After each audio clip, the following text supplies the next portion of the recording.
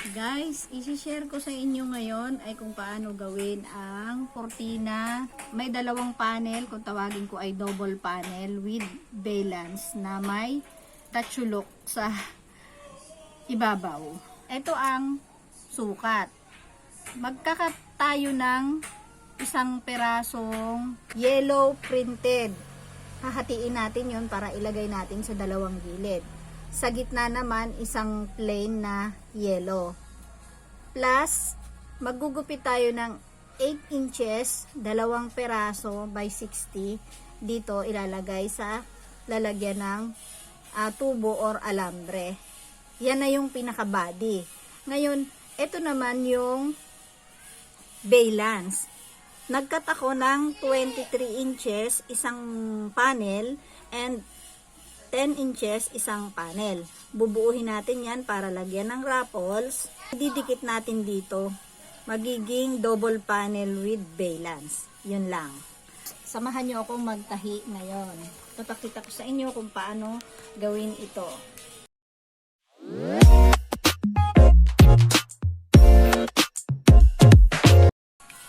Ito guys, yung ginupit kong pang valance. Isang panel, pa-slide ang gupit, hahatiin ko siya para ilagay sa dalawang gilid.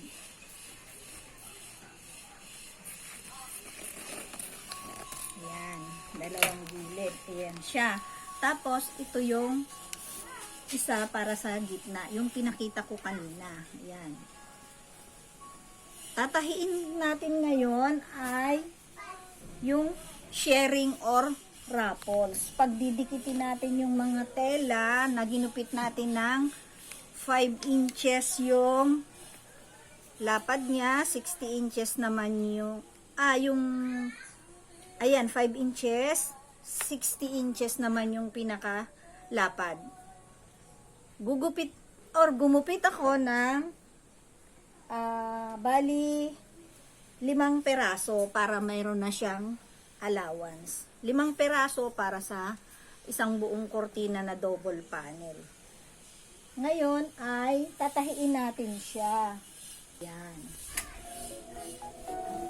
Tuturo ko sa inyo kung paano maggawa ng raffles or sharing. So, pag didikitin natin yung mga tela na 5 inches ang lapad or haba.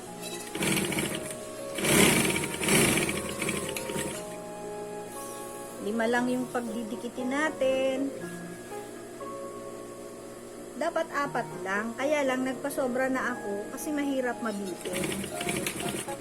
Kasi baka mapasobra yung pagkaka-sharing, masyadong masinsin, kukulangin yung 4. Kaya mas maganda na yung may pasobra. Ayan. Plain lang ito kasi printed yung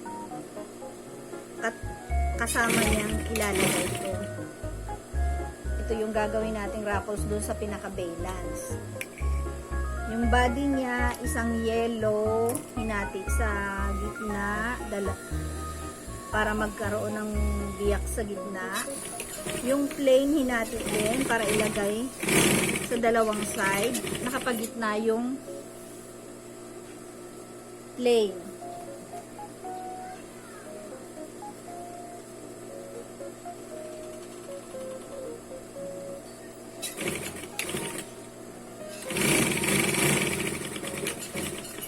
Ayan, tapos ko nang pagduktungin yung 5. Ngayon, tatahian natin yung mga gilid nitong ating raffles. Wala tayong aging or doble-dilyo, kaya ito ang gagawin natin ay magtutupik tayo ng ganito. Ayan. Tutupian natin siya. Kung ikaw ay baguhan, dapat maingat ka, baka matusok ang daliri sa karayom ng makina. Dahil ako ay medyo matagal nang gumagawa ng ganito, matagal na rin akong sanay gumawa. Kaya kahit gaano pa siya karami, nagagawa ko. Ayan. Tiyaga lang tayo. Tiyaga. Pamatay inip. Lalo ngayon panahon ng pandemya, lagi tayong kailangan ay nasa bahay para tayo ay hindi mahawa ng sakit, ng virus. Lagi po tayong mag-iingat. Mas mainam na pong naka-stay tayo sa bahay. Ayan, tapos na natin yung kabilang side. Susunod po natin yung kabila. Pihitin lang natin ganyan. Ayan. Eto, oh. Ayan. Sisimula na ulit tayo sa isang side. Maya-maya, pwede na natin siyang i-raffles or sharing.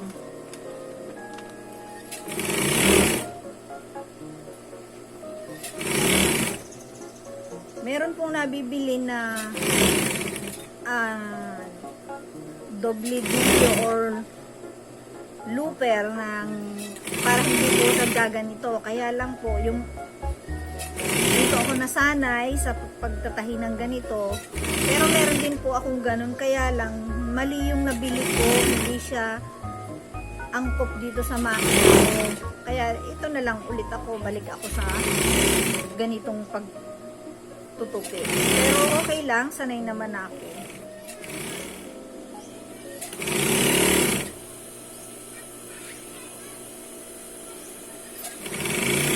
Yehey, tapos na.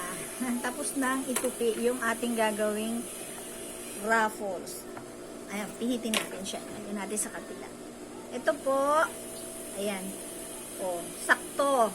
4 inches po yung lapad ng ating magiging raffles. Ngayon naman po ay ipapakita ko sa inyo kung paano mag-sharing ng, ito yung number 1 na paraan. Medyo lalakihan natin yung laktaw nung sinulid para mamaya ay mababatak natin yung sinulid para mag-sharing siya. Ayan, ganyan po.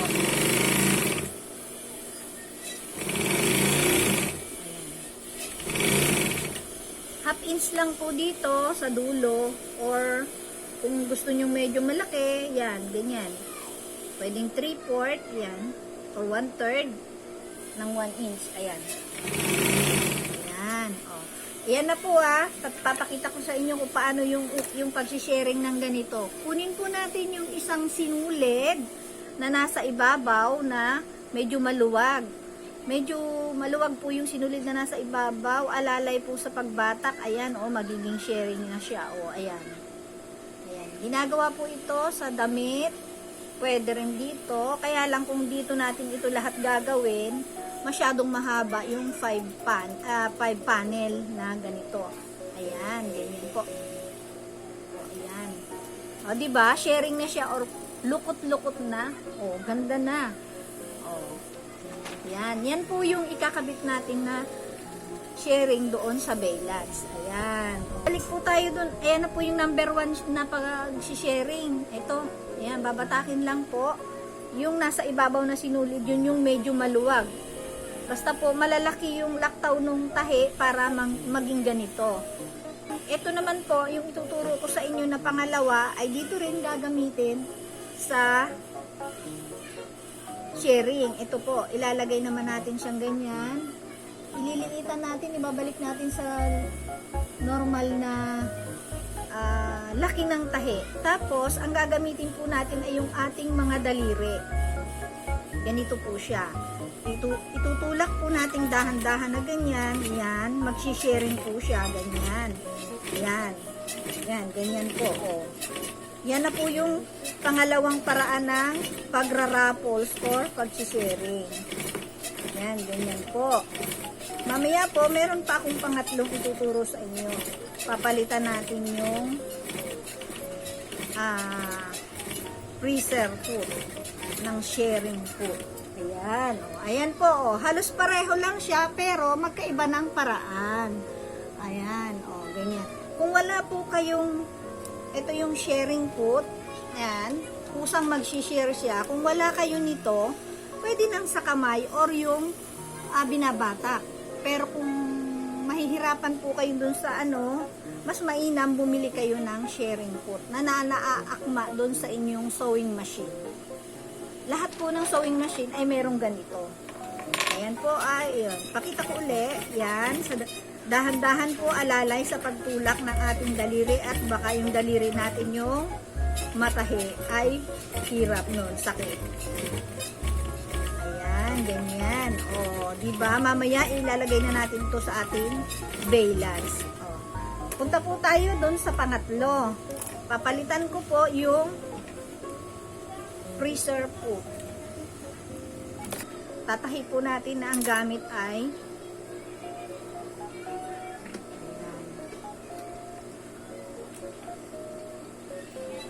kusa po siyang magsisharing. Ayan o, nagsisharing na po siya o. Ayan. Ayan po, nagsisharing na kusa o. Ayan, ganyan po o. Hawakan ko lang po dito para dire-diretso ako makagawa ng ayan. Alalay lang po, hindi ko po tinutulak yung tela. Alalay ko lang para hindi lumaki yung dito or mawala sa linya. Kailangan po nasa linya. Hindi ko po yan tinutulak. Alalay ko lang. Kusa po nagsisharing or nagraraffles yung ating sharing food. Ayan po. Tatlo po yung paraan ng pagra-raffle na ituro ko sa inyo. Ayan po, tapos na natin yung ating raffles. Babalik po tayo sa regular freezer food. Punta na tayo sa pagbuo ng ating valance. Ito po yung ating valance. Yan, yung kaninang kinat ko. Ayan, tatahiin ko yung dalawang gilid. Make sure po kapag kayo ay magtatahi ng tela or kahit na anong tela, titingnan nyo po yung design niya. Kung siya ay may design na patayo, kailangan po titingnan natin patayo po siya. Lalo po sa mga kortina or sa damit. Kasi po kung pabaligtad ay magiging puwarik or pahalang. Pangit tingnan. Eto, dito na tayo sa pagtahi ng valance.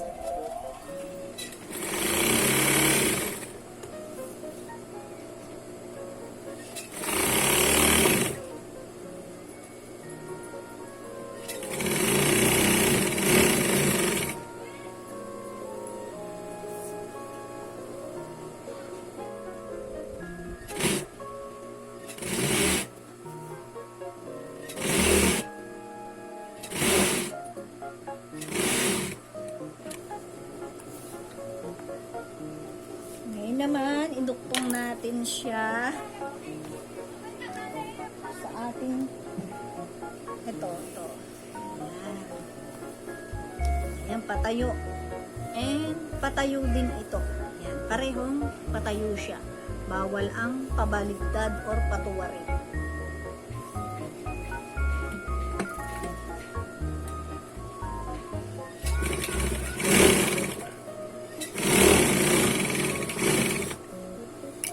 Isa namang side ang ikakabit natin or duduktong. Ayan.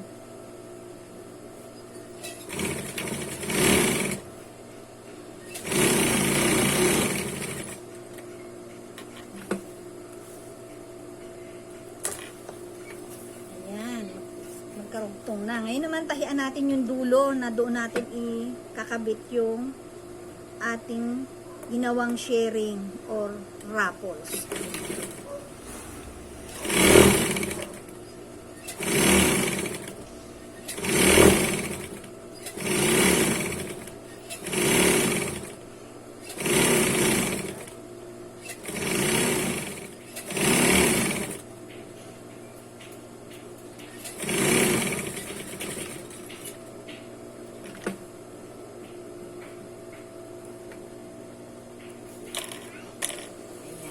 Ito na po, maglalagay na tayo or magtatahi ng ating ginawang sharing or raffles.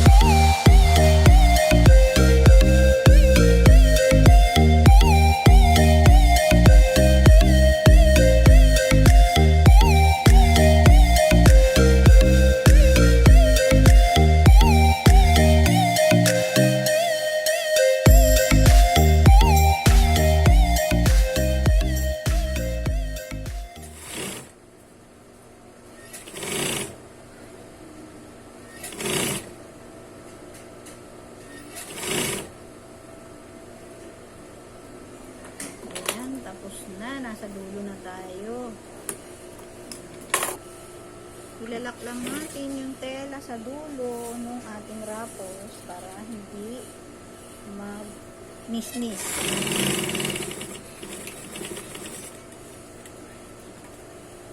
Ayan, tapos na nating lagyan ng wrappers.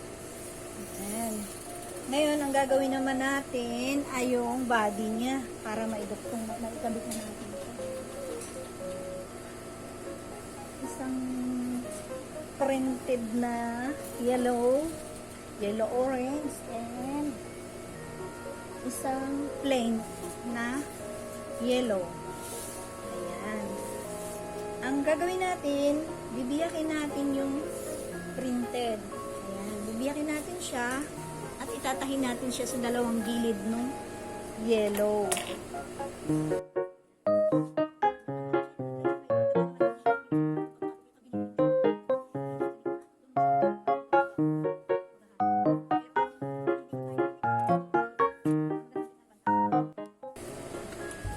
Idikit natin yung ating plate. Dito tayo magtatahi, huwag doon sa may butas-butas na edging ng tela.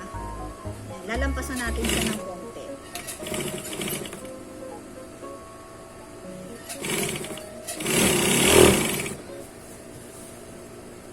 Ito na yung pinaka-body niya.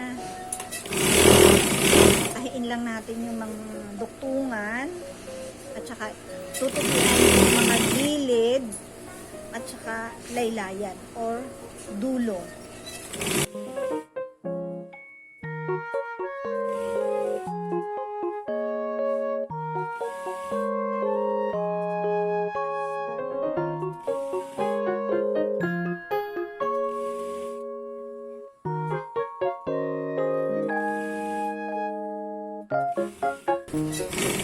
Ayan, ikat natin yung sobra. Idikit ko na yung isang side, isa naman dito sa kabila. Yung kabiyak nung yellow orange natin.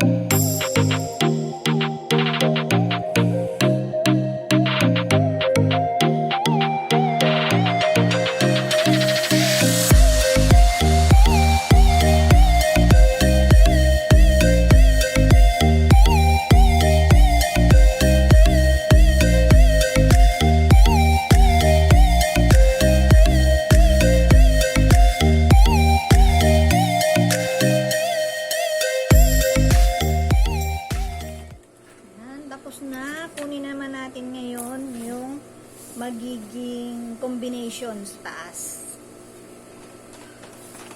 Tapos na, napagduktong na natin yung dalawang panel, apat na biyak.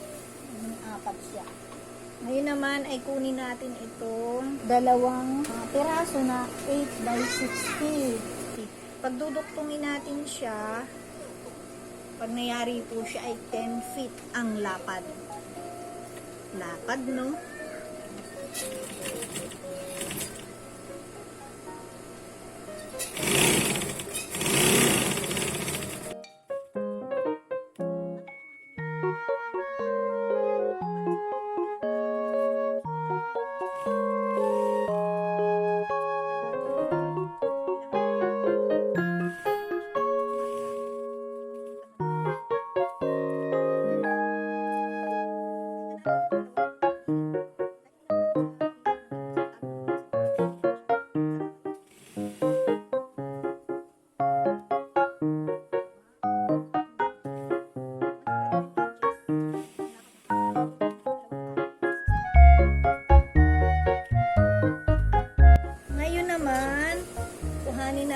ito, pag didikitin natin, ayan, nakaharap na ganyan. Ipapatong natin itong ating valance. Kuhanin natin yung pinakagitna. Tandaan natin. Ayan, gitna. Para siyang itatapat din natin doon sa gitnang yun. Ayan.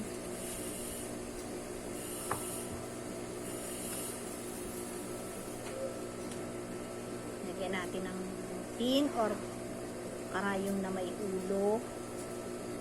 Ayan. Para hindi siya maghiwalay.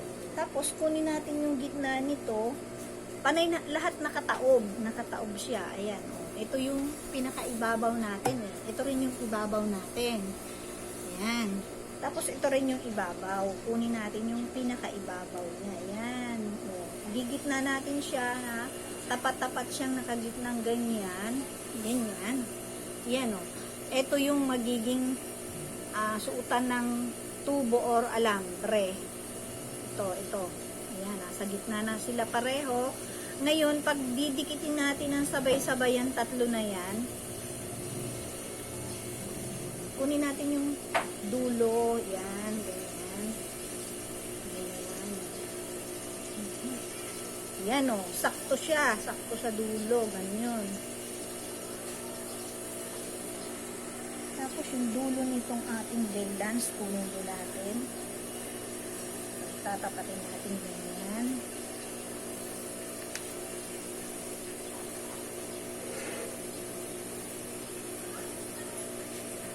Lagyan natin ng pin para hindi tayo maligaw. Ayan.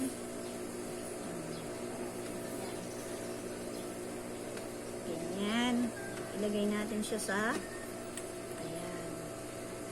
ngayon, nagdidikit na tayo or nagtatahi na ng valance sa ating body ng cortina.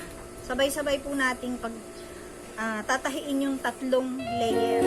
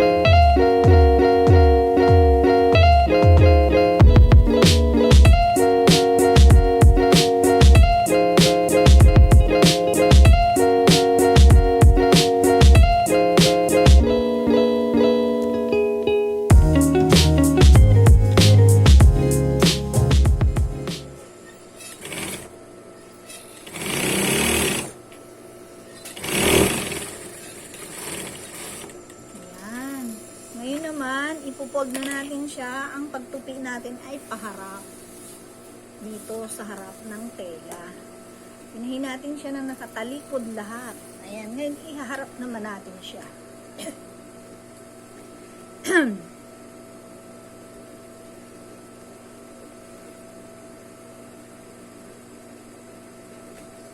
Tutupi happy natin siya ng 3 and 1/2 ang bali 4 yan. Ipapaloob natin yung 1/2 dito sa yan, nakaganyan. O, siya. 4. 3 and 1/2 na lang. Okay, go. Para dalawang tahi na lang, dalawang diretsong tahi. Tapos na natin siya. Pare-pareho ng laki. Kasi isa lang naman ang size yung pagkakaputol. Ayan, dire-diretso na tayo.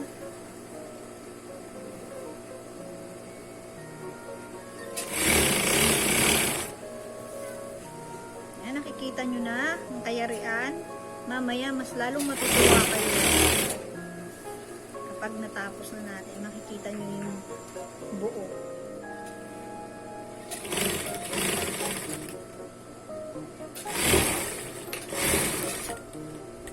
Ayan. Nabuo na natin yung paglalagyan ng tubo or alambre. Ngayon ay dito tayo ulit. Balik tayo sa unang pinagtahian natin. Ang gagawin natin, magmamark tayo or maglalagay ng tanda. Ayan, 3 and a half siya magiging, lalagyan natin 2 yung lapad ng tuhugan, 2 inches, and 1 and 1/2 lang sa dulo. Ayan, imamark natin siya hanggang sa makarating tayo sa dulo, hanggang sa matapos natin, para pare-pareho yung size ng paglalagyan ng tubo or alambre.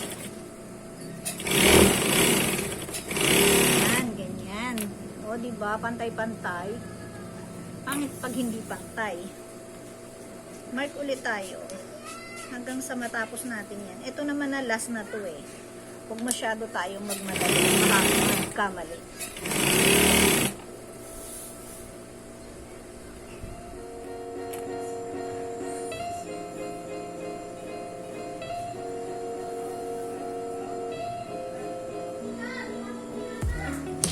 Kunti na lang, saglit na lang, matatapos na.